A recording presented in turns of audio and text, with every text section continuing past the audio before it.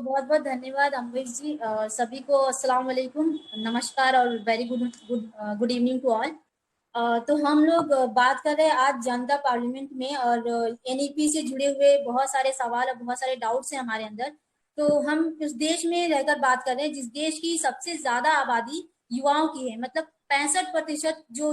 आबादी हमारी वो युवाओं की है। और जब हम युवाओं की बात करते हैं और युवा बदलाव की बात करते हैं तो हमें अपनी तारीख के पन्नों को उलटकर देखना चाहिए। जब भी कोई बदलाव या कोई बदलाव आया है, बड़ा चेंज आया है, तो हमेशा युवाओं ने उसमें एक बहुत बड़ा रोल अदा किया है। चाहे वो 1960s की बात करें हम, या फिर हमारे आजादी की लड़ाई में, तो हमेशा युवा सामने रहे हैं और उन्होंने गोलियां खाई हैं, वो फांसी पे भी चढ़े हैं। लेकिन आज जब हम बात करते हैं इस दशक में, तो वहां पे युवाओं की सबसे ज्यादा आबादी के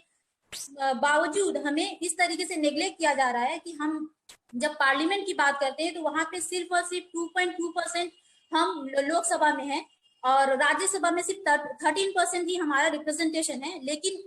और इस पैंडेमिक में जहां पर हम इस एनईपी और बहुत तरीके के जो पॉलिसीज और एक्ट लागू किए गए हैं, जिस पर सबसे बड़ा प्रभाव हम युवाओं पर होगा, लेकिन वहां पर उनका कोई भी रिप्रेजेंटेशन नहीं दिखा। कोई भी उनसे कोई किसी तरीके का उनका भागीदारी नहीं था, उनसे कुछ पूछा नहीं गया, उनको कुछ बताया नहीं गया, और बड़े बड़े फैसले ले लिए गए, और जिसको झेलना हम युवाओं को ही पड़ेगा।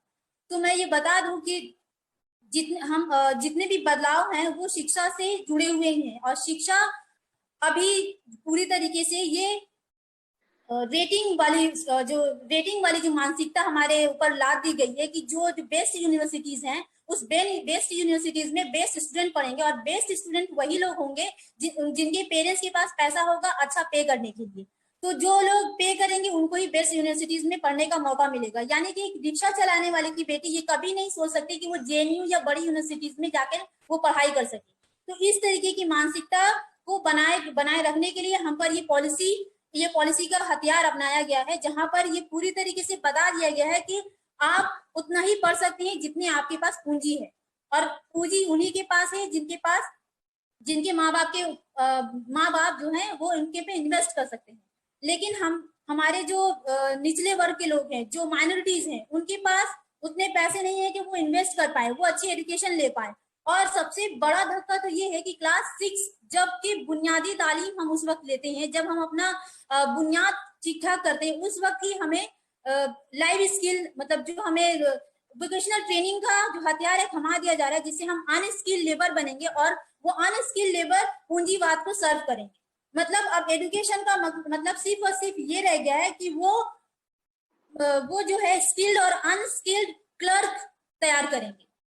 जो सर्व करेंगे सिर्फ और सिर्फ। और भगत सिंह का ये कहना है, मैं याद दिला दूं कि भगत सिंह कहते हैं कि शिक्षा निकम्मी है जो क्लर्क तैयार करती है, जो सर्व करने के लिए, जो पूंजीवाद को सर्व करने के लिए तैयार की जाती है, वैसी शिक्षा निकम्मी है।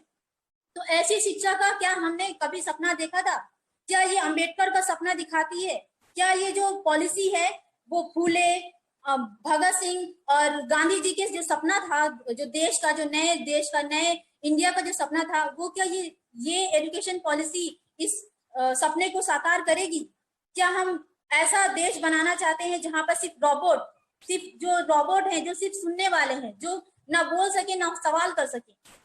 जो जहां पे सवाल उठाए जाते हैं, जहां पे सवाल उठाने के लिए वो जानकारी, वो जो इंटेलेक्चुअल्स तैयार होते हैं, वो यूनिवर्सिटीज को पूरी तरीके से खत्म करने की ये जो साजिश है, ये एजुकेशन पॉलिसी उस साजिश को पूरी तरीके से कामयाब बनाने के लिए तैयार की गई है। ओके फरीदा,